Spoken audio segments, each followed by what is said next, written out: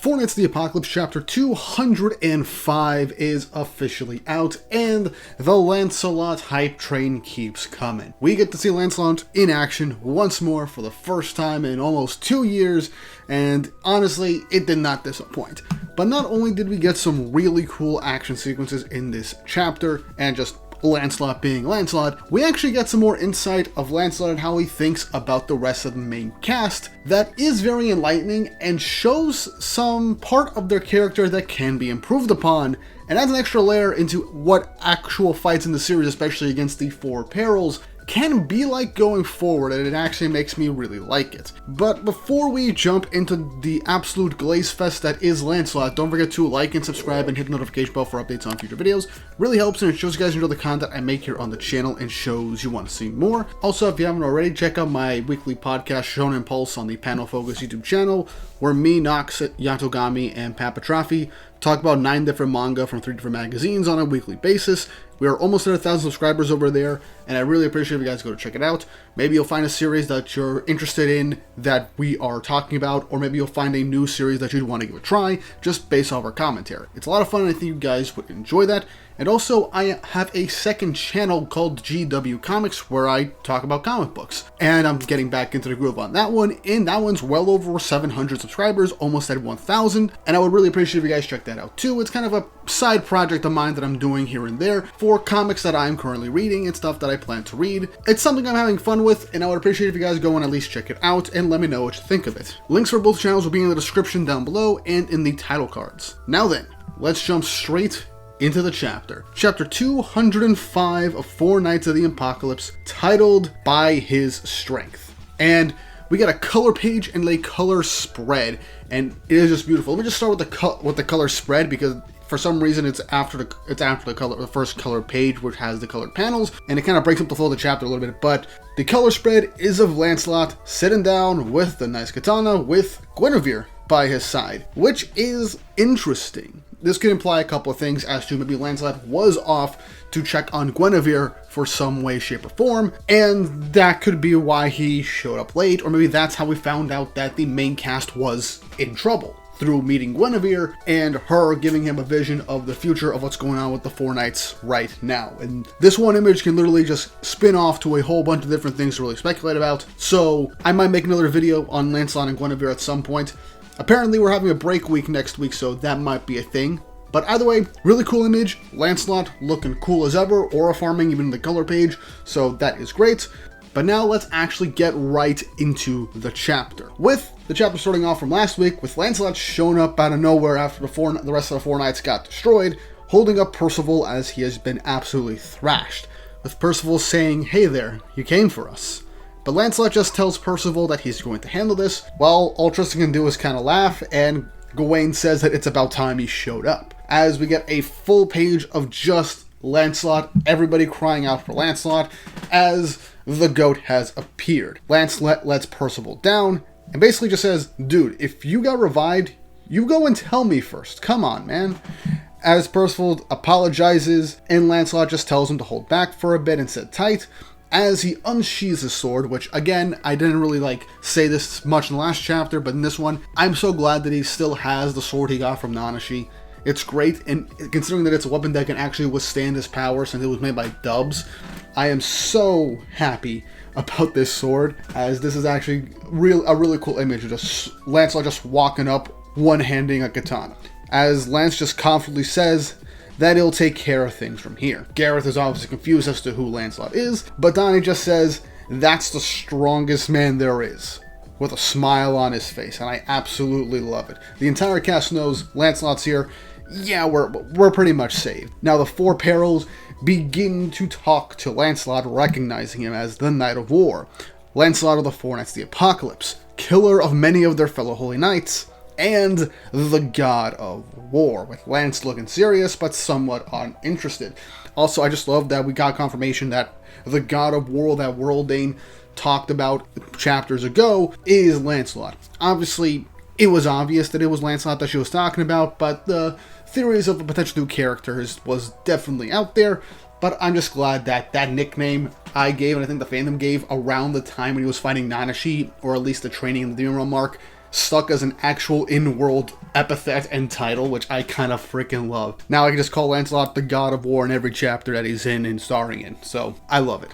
We then get Lancelot walking up to all 4 Perils, looking badass and nonchalantly saying, "What's going on with you guys? Chaos took over all of you, didn't it?" And honestly, the panel looks really cool, showing the 4 Perils chaosified, with Lancelot solely going on to fight them, with Gawain being concerned that Lancelot is off to fight them solo, and Percival saying that even one of them is a real menace. But Lancelot just exhales and sighs, saying, "Ain't you guys giving your own strength too little credit?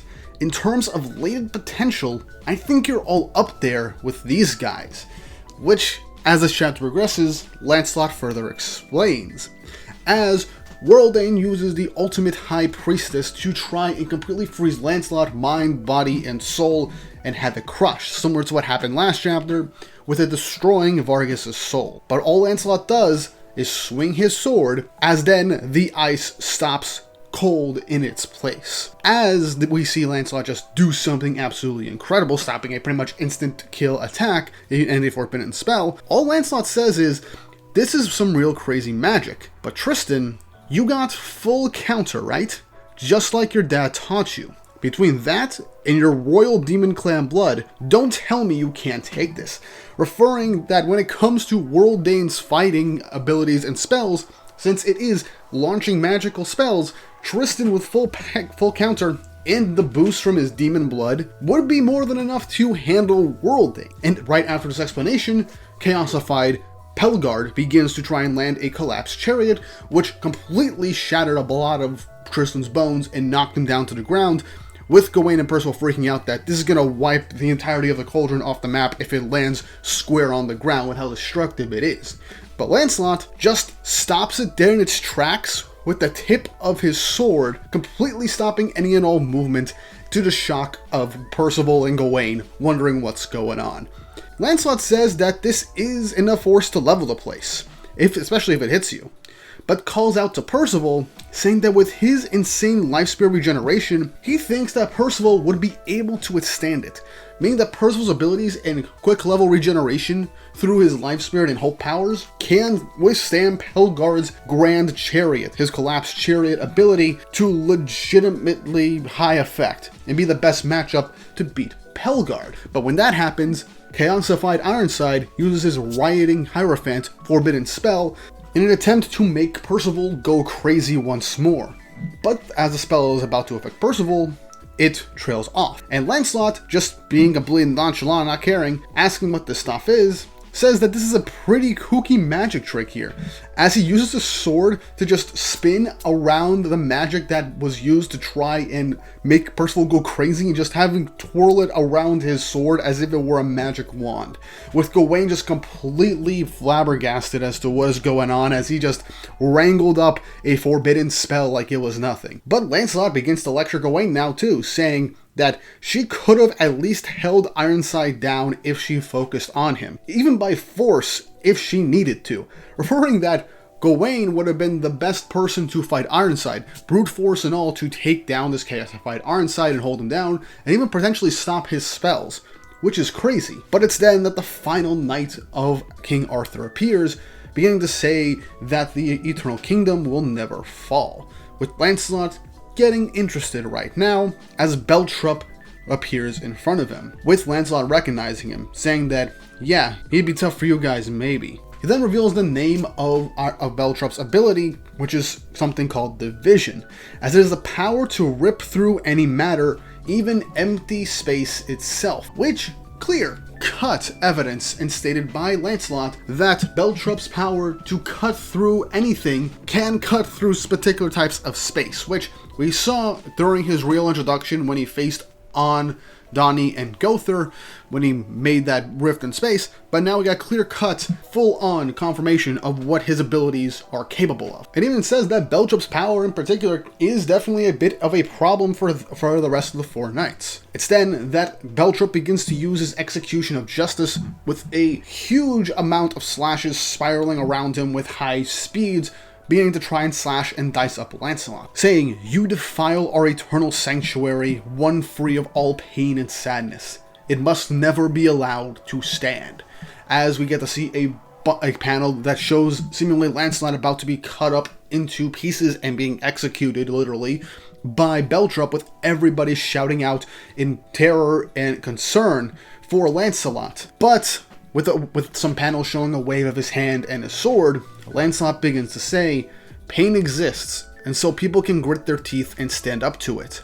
Sadness exists, and so we hold hands and keep moving forward. That's how it works, right? As he makes a hand sign after moving his hand on the sword, and he then dispels all of these space-cutting slashes to everyone's shock, as it seems that they're dancing around Lancelot now. But Gawain, in utter surprise and even to an extent horror, sees that it's not just that he dispelled the spell, as in the next page we see a tornado of energy consisting of all the magic that was used just now by the four Perils, swirling around Lancelot's sword like a muddy river, as it ends at the tip of his blade. And as this is revealed, all four Perils try and dodge and get out of the way, but Lancelot tells them, don't you dare run from me. As he then uses one of his attacks, the Moon of 18.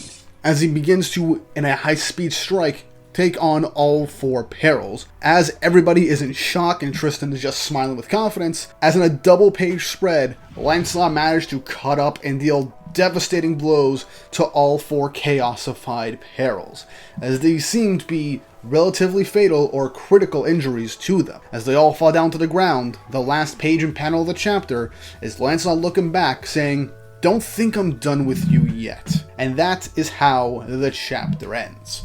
Honestly, full-on Lancelot aura farming and hype chapter. This was incredible. A lot of people were saying that Lancelot is basically like the next coming of Gojo, or being like this current era of weekly manga's Gojo at this point. And it makes sense. He's aura farming. He's the strongest. He's seemingly set up to be the strongest on the verse outside of Arthur, seemingly. And he being more of a mentor figure and dominating a lot of his fights once he shows up. And I'm not tired of it. Same with Goat. But outside of Lancelot being able to 1v4 all the Perils, which kind of makes sense based on his ability, especially at the end of the chapter showcasing him basically absorbing the magical effects that were used against him, which is in line with his mainline magic ability, Hazy Moon, as we saw something pretty much similar to that to his fight with Nanashi, when he just absorbed the massive attack that even injured Arthur and just used that to fuel his power. Lancelot basically did the same thing, but channeled it all into his sword for his massive blow against all four Perils. So Lancelot's power and abilities are very consistent, so I absolutely love that, and it does seemingly fully confirm that Lancelot's main ability, Hazy Moon, is magic absorption and amplification for himself. But I want to focus on his lecture to the other four knights, as Lancelot, back in the story, takes his opportunity to quite literally lecture the rest of the four knights on their wasted potential and their handling of the rest of the four Perils, basically stating that the way they fought and who they fought was to their detriment, saying that Percival was the perfect person to fight Pelgard, Tristan was the perfect person to fight Worldane, and Gawain was the perfect person to fight Ironside, and Lancelot at this moment shows that he was the best qualified to take on Beltrup, as his ability to cut through space is difficult for anybody to really counter. So I absolutely love that, as it shows that while the four knights, they are strong, they are really strong, but despite them getting taken down by the four Perils in their chaosified state, if they fought the right opponent and utilized their strengths to the best of their capabilities, they can handle them. And it just came down to just it being a good or bad matchup. And that's the type of stuff I like in any action series, where an opponent can seem overwhelmingly powerful, but if the right person with the right abilities and just technique, knowledge, and experience takes on an opponent that gives somebody else trouble, it just ends up coming down to who is best equipped to take them on. And that makes fights like that interesting. Obviously, Lancelot is king of everything at this point. He beats everybody in this instance, though I don't think he will win 100%, as he says he's not done with them yet. I have a theory that maybe Arthur will show up, make them stronger, and maybe Arthur will reveal that maybe he wasn't at full power when he was fighting Lancelot and Meliodas pre-time skip, and that in Camelot he is at his most powerful, as the whole area is just chaos created from his power. And that'll showcase that, yeah, despite Lancelot being insanely strong, there is still a challenge to be overcome, because that is an issue, that Lancelot is too strong and it can take out a lot of tension from the story. So I'm hoping that something happens in the next chapter or two that will cause not only everyone to have to run away and escape, but will showcase that the level of power will keep going, is a bit higher, and that even Lancelot will have a problem with being able to keep up with the antagonist of the story. At least for right now, the rest of the four knights aren't at the height of their power yet, but they have potential, and when it comes to the four perils, if they fight the right opponent, with their main utilization of their abilities, they can handle them. And this basically offhandedly just confirms future matchups against the four perils, with Tristan against Worldane, Gawain against Ironside, Percival against Pelgard, which that actually kind of really fits and I kind of like in terms of potentially getting Pelgard to snap out of things, and Lancelot against Beltrup, at least for right now. I do think that we could see more potential matchups and just escalation in power for the enemies right now, especially for Arthur potentially, as while I do think that it is cool that Lancelot beat them out in a 1v4 in a singular chapter, seemingly, I do want that escalation in threat level for the antagonist, because then it'll make future fights not only less intense, but it'll also just make them boring. No matter how many hype moments Lancelot has, it'll run the risk of just being way too boring to see, because you'll know 100% that Lancelot won't have any trouble with them. So that's my concern. I really hope that's something that does get fixed and addressed as the series progresses. But what do you guys think of this chapter? How do you feel about Lancelot 1v4ing the four perils, and how do you feel about his lecture about the rest of the four knights just not using their powers to the fullest extent and facing off against the wrong opponents? Leave your thoughts and opinions in the comments section down below, and if you haven't already, like, subscribe, and hit the notification bell for updates on future videos. Really helps, and it shows you guys enjoy the content I make here on the channel and shows you want to see more. Also, a repeat of what I said at the beginning of the chapter, it seems like we might be on break next week, as Four Knights isn't in the table of contents for the next weekly Shonen magazine issue, apparently, according to Boarhat on Twitter. So there will be no chapter review next week. So we'll either be on break in terms of covering Four Knights for videos, or I might be able to scrap together a video for between the chapters. I'm not going to guarantee anything yet and get your hopes up, but I will try to get at least some sort of video out for you guys to fill in the gap between chapters. But with all that said and done, I hope you guys enjoyed this video, and I hope you all have an awesome day.